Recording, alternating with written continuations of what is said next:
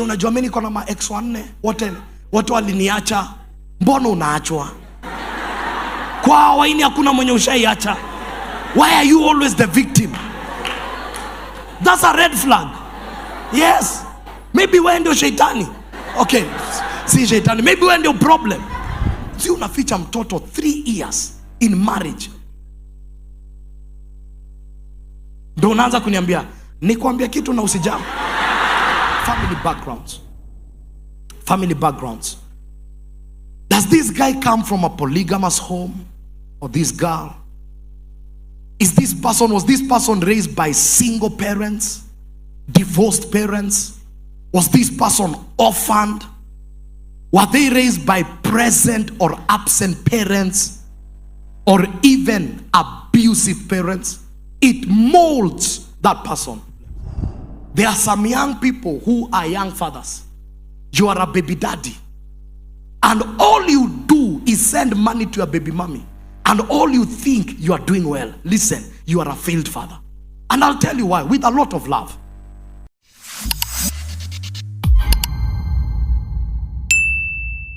It's good to get the social background. Who are your exes? Please have that conversation before you go further. Unajua mimi niko na ma ex wanne wote waliniacha. Mbona unaachwa? Kwa hawaini hakuna mwenye ushaiacha. Why are you always the victim? That's a red flag. Yes. Maybe wewe ndio shetani. Okay. Si shetani. Maybe wewe ndio problem. So please please remember, at this level you are not involving your heart. You're involving your head. Your heart is very far from this conversation. So don't allow anything that can trigger emotions be used in this conversation. Think through. 4 exes. Wa kwanza akaenda, wa pili, wa tatu, wa nne, wote wamemwacha. Okay. Could I be inheriting a problem? So now you begin to ask what happened with the first one. And please, in this social background, I always say, please, it is the time to open up. So that in the future, we don't discover things you never told us. Because if information comes from another source, everything you ever said will be questionable. We'll begin to ask, what else don't I know? Are we together?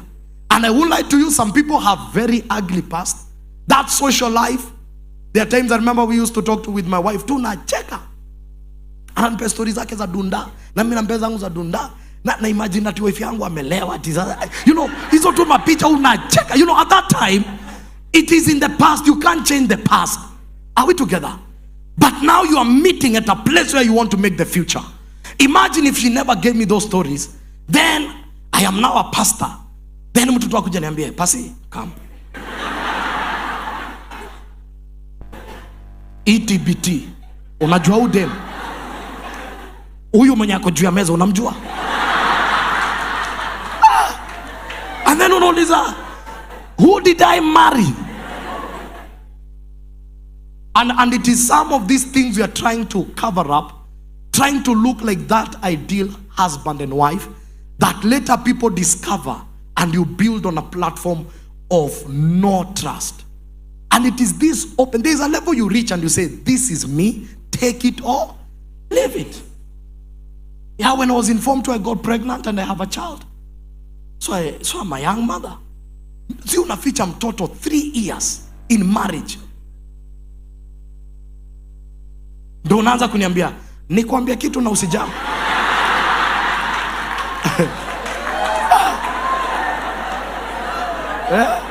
Ni promise hautajam. And then unajua mena impatient unasema, ni sawa tu ni show. By the way, you are like, okay, why didn't you tell me? Is someone hearing me? They may sound very simple, but these are some of the basic things that create great marriages. Open up. You are now in Christ. Let them know this is who I was, this is my social background. So that they are able to understand. Because some of our backgrounds have shaped the kind of people we are. Are you a firstborn? Are you a lastborn? Do you know they are how lastborns behave? Naturally. They are how firstborns behave naturally. So there are times I used to tell my wife, hey, I'm your husband. Hey, Those are orders. She said, Aki, sorry, babes. And I'm like, yes, now, babes. Now, what are you saying? Because you have grown in a setting where you give orders. Now, right now, children have come. And when motherhood checks in, now she's mothering everyone. Because, you see, when you're a child, you don't argue with your mother. So I always hear my daughter being told, take that plate to the kitchen, good girl. So one day, my wife almost forgot. And say, take that place to the kitchen. Okay, babe, I'm sorry. So, somebody said communication. The social background is needed. Are you a firstborn? Are you a secondborn? Are you a firstborn that was given responsibilities early? Are you a firstborn that possibly was detached from the family? Are you a lastborn that was mama's boy, daddy's girl? Because by the time maybe you are dating a lastborn, she's looking for her father in you. And you are not the father. She's looking for a mother in you. You are not the mother, you are the wife. You can't be the mother. So at this time, you begin to understand when this guy behaves like this, it is the lastborn DNA disturbing this guy. That's where wisdom comes in. You don't begin now kujam, jamaa, si mwanaume. You just discover in a family there must be a lastborn. And by verdict, he was the lastborn. And everyone loved him. And he can't run away from that. So in your wisdom, you know, in this conversation, I'm dealing with one. When he loses from the big brothers, he cries. So we are arguing. I'm the wife and you're the husband. And you're like, he's still a man, but he's the lastborn is now rising. And you don't walk out.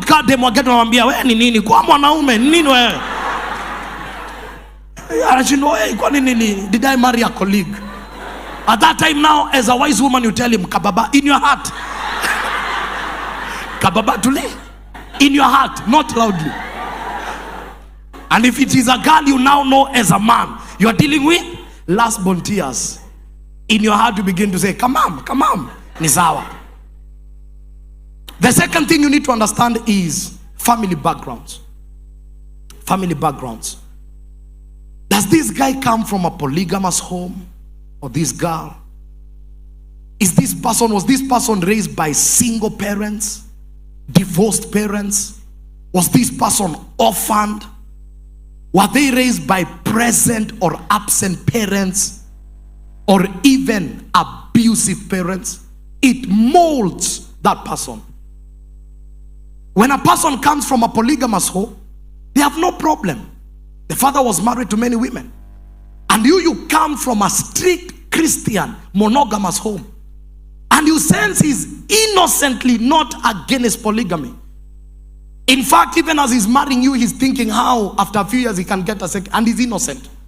Because that is the pattern that was set. That's why you must hear their view about the same thing. It's good to know, were they raised by single parents? What happens when a boy is raised by a single parent, more so a mother? That man that has grown without a role model of a father. So he doesn't know how to behave as a man. Because all his life, he has never seen another man handle a woman. So he has a distorted image of marriage. Unless whether he was exposed, because some single mothers are wise, they take their children to shags, and now the man is exposed to the image of the grandfather or the uncles. But if all his life they were in Nairobi, growing with the mother, he does not know how men treat women. And he might enter marriage with a very wrong perception of marriage and how men ought to behave. So you are coming from a complete home, and in your mind this is common sense. But there was no one to put that sense which looks common. And I won't lie to you, there are people who have walked out of marriages because they feel this is something that he ought to know, and the person is very innocent. The second thing, majority, and I'm saying this, it could be deeper. A lady that has grown under a single mother, she has an image of a woman making it in life without a man. So when you begin to come, she has never seen her mother receive orders. So So now when you come as a man and you're trying to control and set boundaries, she does not understand. Where are you coming from? Because the pattern and the image in her life is totally different. So you can imagine you've married a lady raised by a single mother who was very aggressive and made it in life, and her mindset and perception is already shaped. And you might think she's rebellious, but you must understand where she's coming from and begin to build what you want together. Because now many are walking out and they begin to say, udem ni kichwa ngumu. But pia anajiambia, mi sijaona madhangu akirisive orders, and my mom was successful. And so walking out is the easiest thing. Why? I saw my mom survive without my dad.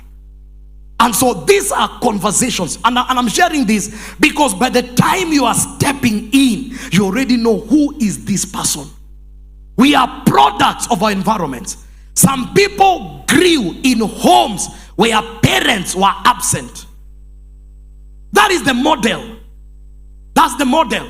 They grew where the work of the father was to bring money. And when the man brought money, he felt he has done something. Now that man, you have children, and he does not even play with the children. He cannot even bond with them, because in his mind, the work of a man is to bring money. And what he's doing is advancing the pattern of failure. And allow me to say this, there are even people, let me speak this because this is Kenya and these are some of our problems. There are some young people who are young fathers. You are a baby daddy. And all you do is send money to your baby mommy. And all you think you are doing well. Listen, you are a failed father. And I'll tell you why, with a lot of love. Money does not raise children. Money facilitates the raising of the child. Whatever raises children is relationship. You can't tell me you remember when your father was paying school fees to the bazaar. Memories with your own father were the times he hung out with you, not the times he went to pay school fees.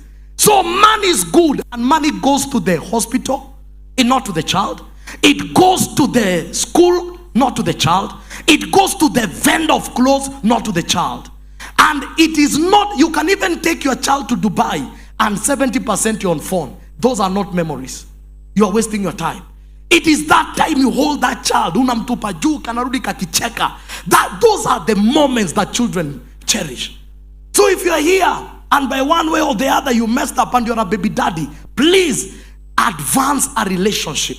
Let it not reach a point the child is 7 years and you're trying to introduce yourself as a father. That child cannot, he doesn't even know you as a father. You are a stranger. You are a male stranger. And that's why when that child grows, he grows bitter. And that child will agree with the mother to fight you. And you'll begin to say, but I used to send money. But you send money to school. What made me was the moments mom stayed with me. Those are the memories I have. I know, yes, we are talking to a real generation. Because if men don't rise up and man up and take responsibility, that child is chaos in the making.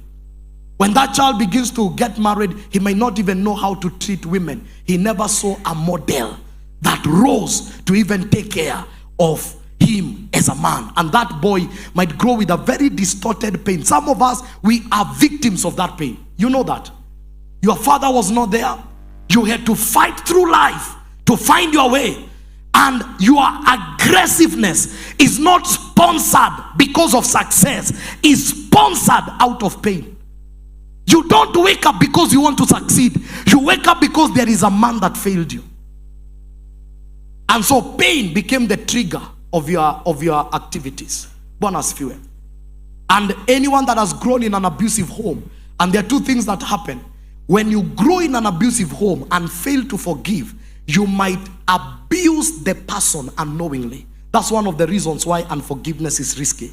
When you don't forgive, have you ever realized some people complain about managers? When they become managers, they manage like that manager because they never forgave. You might end up becoming the father you hated because you never forgave that man. And you end up oppressing your wife, oppressing your children, and taking that authority. And when we look at your life and the life of the man or the woman you hated, you are on the same platform. That's why we need to release men, so that the real us can begin to rise. Is someone hearing me? And so there are people who grew in the place where their parents were not present. You are dealing with a man that has grown or a woman that has grown, but there were no patterns of how to become a wife. The Bible says, and a man shall therefore leave his father and father and find therefore a wife. There is a pattern that matures a woman to become a wife. Every woman has the potency of becoming a wife, but not every wife is your wife. That's the reality. So we need to get this background. This background. When you grow with an orphaned child who has never seen mother, father, he has no pattern of family. That man is a stranger of life. He has entered into something where he or she is a stranger. Some of them are looking for affection. And in fact, let me speak to these single mothers. You might find a girl who never grew in the presence of a father, and all her life she has what we call the daddy hunger. So when you marry that girl, you become a husband, you become a father, and now above all, now you become her life partner and a friend. There are days you need to speak as a father, because there is a void. And some of the girls, I'm not saying all, some of the girls can never settle with a man who is not mature, because in their heart they are looking for a father first. So you are coming with your own patterns, but in her heart what she's looking for is a father. And you must know when you need to speak as a father and when you need to speak as a husband. They are not looking for boyfriends. And sometimes you might also find a man that is suffering mommy hunger. Some of them end up dating older women, because all his life he has hung around older women. The image of a woman in his life is an older woman, because he has been raised by the mother. And there are times you have to mother that young man. You even decide what he eats, or even what he dresses. Unamuliza hii nyumba si ni ndogo, tuhame. Iko sawa tu. You look like you are the one making all the decisions. That man was looking for a mother. But in time, you must begin to endorse him in his husband roles. Don't take his position, because what will happen at the end of the day, now that will be a marriage with a distorted order. So there are times you must push him. You tell him, now we need tunafaa kuhama, endo tafute nyumba. But deep down, because I told you what keeps marriages is sometimes it's not even prayer, it's wisdom. Yes. You might even have a conflict, and the person who reconcile you is your drunkard uncle. Yeah, come on, and he's drunk, and you're an intercessor. But that man will share wisdom and will find foolishness in the space of you too.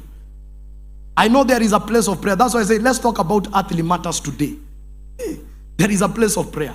There are things we pray for in marriage that don't need prayer. They need humility. Yes.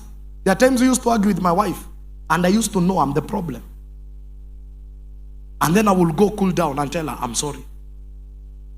I never dragged the devil in that conversation. You know, as a pastor I can. And tell her, you know, I think we are dealing with Beelzebub.